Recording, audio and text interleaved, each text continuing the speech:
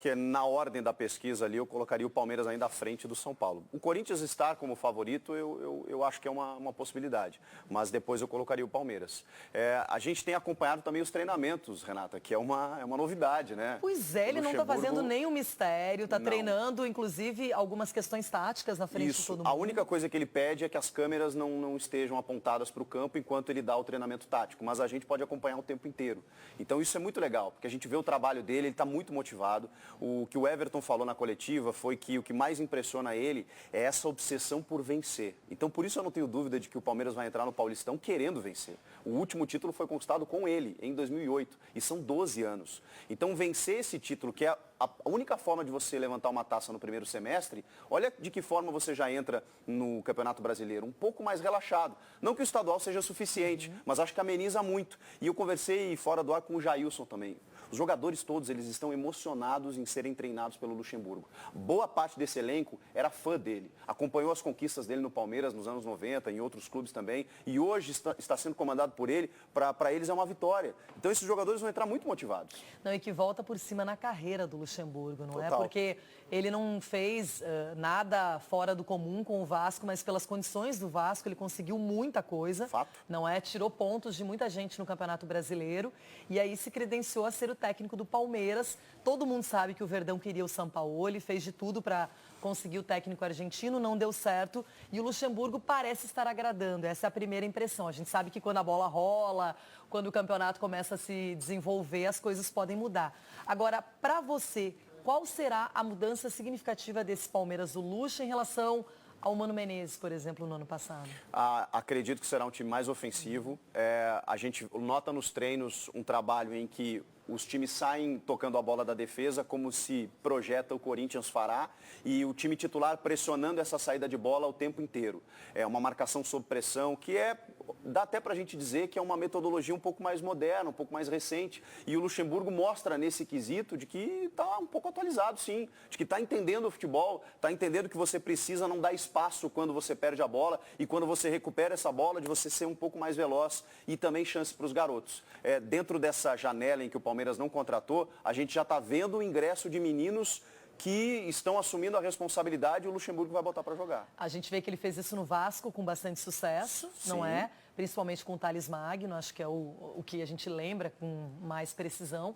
E agora com o Gabriel Menino, que a gente vê que apareceu, o Rafael Veiga sendo utilizado, que é um jogador que eu gostava demais quando atuou quando atuou no Atlético Paranaense. A pesquisa está bem mais equilibrada, olha como mudou. Quer dizer, não mudou em relação às posições, mas olha como já equilibrou Corinthians, São Paulo e Palmeiras. E eu quero saber sobre o Rony. Quem também está devendo uma contratação bombástica, uma contratação de peso para empolgar o torcedor, que poderia ter sido o Michael, é o Corinthians. E o Rony está sendo disputado pelo Palmeiras e também pelo Corinthians. A gente sabe que nos bastidores a briga ferve. E ele, inclusive, está no time B do Furacão. Pois é, o Corinthians, o André Sanches está bravo com isso, diz que nunca fez proposta e tal, mas a informação é que o Atlético autorizou o Corinthians a negociar com o Rony. E o Rony disse que não tinha conversado com o Thiago Nunes? Exato. Mais ou menos isso. Eu sempre digo aqui, palavra de dirigente não se escreve, e não é A, B ou C, é todos. Porque o futebol é dinâmico, a gente sabe como as coisas funcionam nos bastidores. O fato é que o Rony já havia, inclusive, sinalizado ao Corinthians de que toparia jogar lá. Só que faltava um acerto financeiro.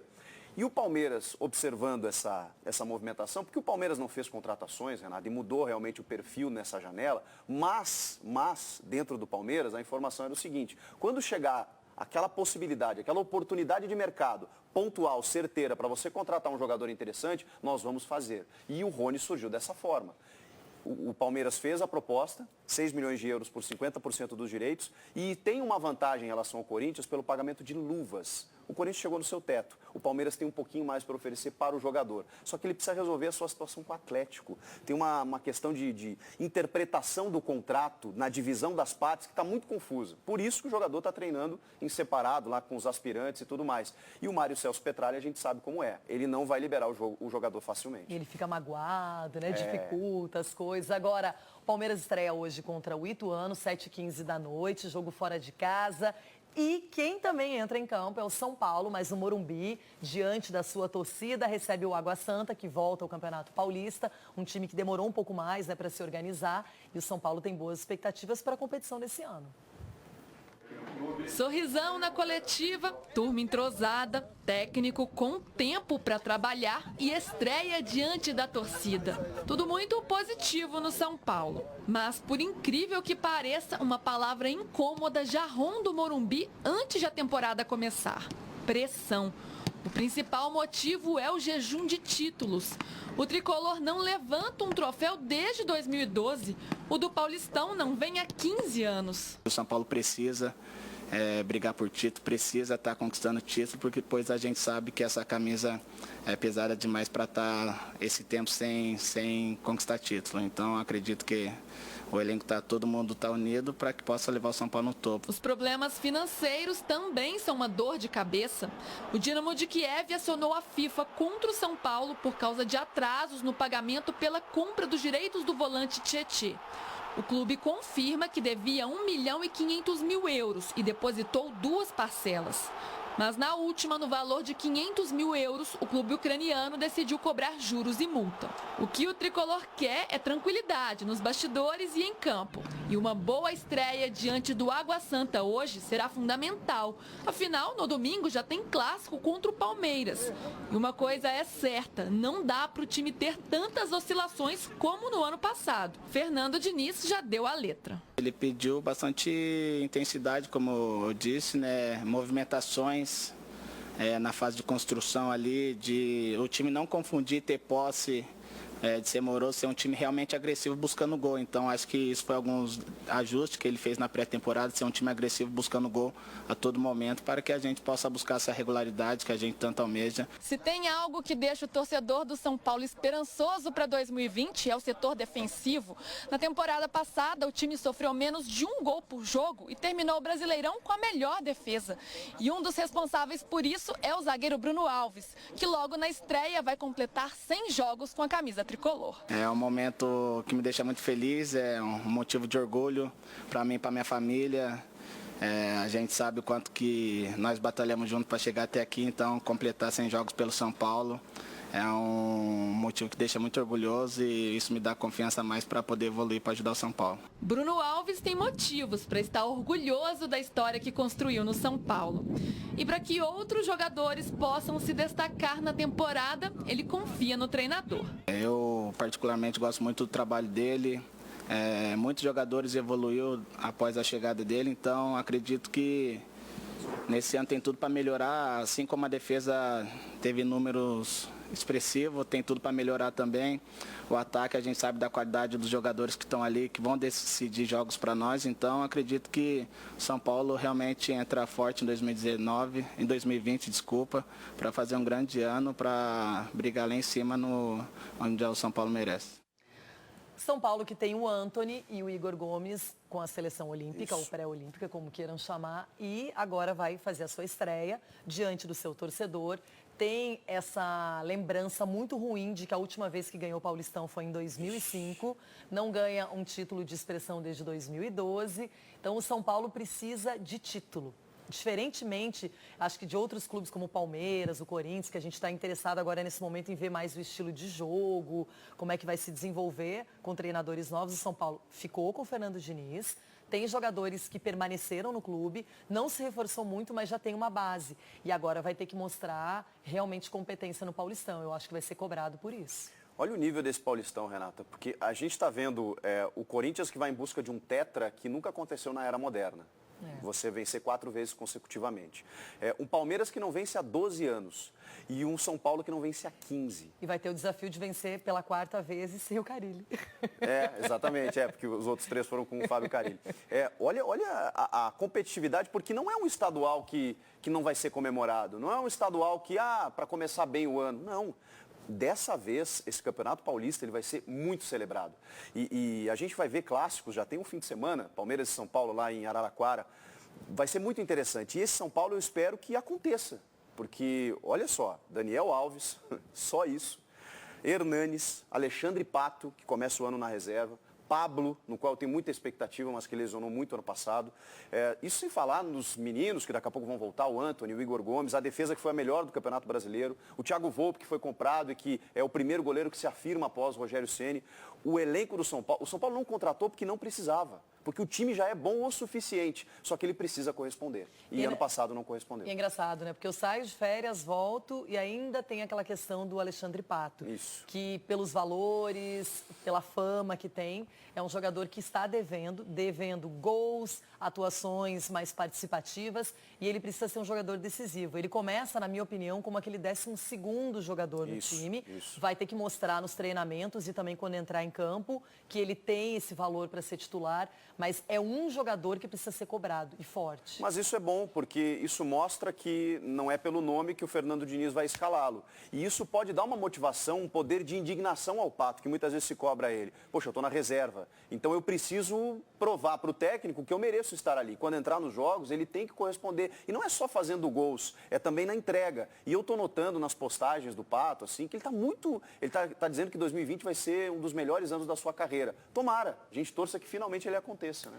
Tomara, né? Porque é um jogador que sempre fica aquele gostinho de que falta um algo mais, sendo que ele tem a condição para fazer esse algo mais. Agora, pesquisa deu uma mudada, o Santos está liderando a pesquisa, Palmeiras é o segundo, Corinthians e São Paulo. Então vai votando, band.com.br/jogo aberto, a gente quer a sua opinião.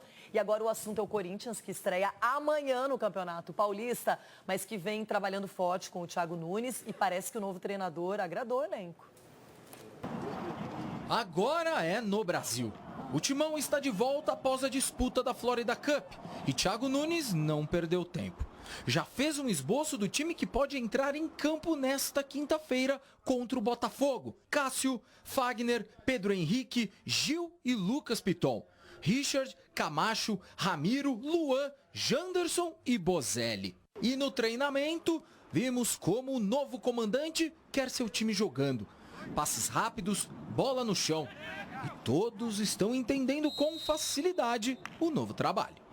Eu acho que o professor Thiago vem nos mostrando e vem sendo muito claro, tem paciência para explicar, é um cara que está sempre aberto para conversar, para nos ajudar, e eu acho que a gente fica muito feliz assim quando o envolvimento de todos e o comprometimento de todos está indo para o mesmo caminho. Outra novidade sob o comando de Thiago Nunes, pelo menos nesta semana, são os locais e dias de treinamento. Ontem à tarde, teve treino na Arena Corinthians e hoje, às 3h30, mais um em Itaquera. Estes trabalhos a imprensa não poderá assistir. E no dia da estreia do Campeonato Paulista, também acontecerá um outro trabalho no período da manhã. No ponto de vista, de repente, vocês já treino, acho que tem que correr 10, 15 quilômetros. E às vezes não é uma atividade assim, uma atividade mais leve, até porque nós temos que estar com energia para o jogo, mas quanto a isso a gente tem total confiança sobre a programação, sobre a carga de trabalho dos nossos profissionais, então acho que nada de anormal. E Cássio terá uma função muito importante no esquema do técnico Thiago Nunes: sair jogando com os pés. Inclusive, isso já foi visto na Florida Cup. E este novo desafio não assusta o goleirão corintiano. Ele dá uma liberdade para a gente poder sair jogando, e lógico que a gente vem trabalhando bastante para, na maioria das vezes, tentar sair jogando, chegar com uma bola de qualidade para o pessoal do meio campo, uma bola de qualidade para o pessoal da frente.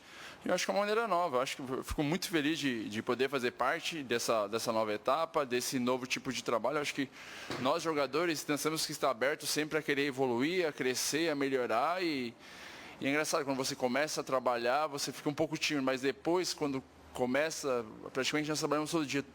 Você quer que o jogador jogue a bola para você participar também. O Corinthians, que está de olho na fase preliminar da Libertadores no início de fevereiro, é o atual tricampeão paulista. Portanto, os adversários precisam ficar espertos. O Corinthians é o atual campeão, é o time a ser batida. Assim como quando nós jogamos o Campeonato Brasileiro, o Flamengo é a equipe a ser batida, Copa do Brasil a equipe do Atlético, então acho que o campeão sempre é o clube a ser batido no campeonato, mas eu acho que nós temos que mostrar isso dentro de campo e não falando. Se o Cássio falou, está falado.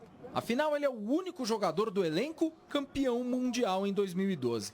Tem propriedade, conhece bem o clube e a torcida. O otimismo por aqui é grande. O trabalho de Thiago Nunes está sendo muito bem aceito pelo elenco. Agora é esperar e ver em campo para valer como as coisas vão funcionar.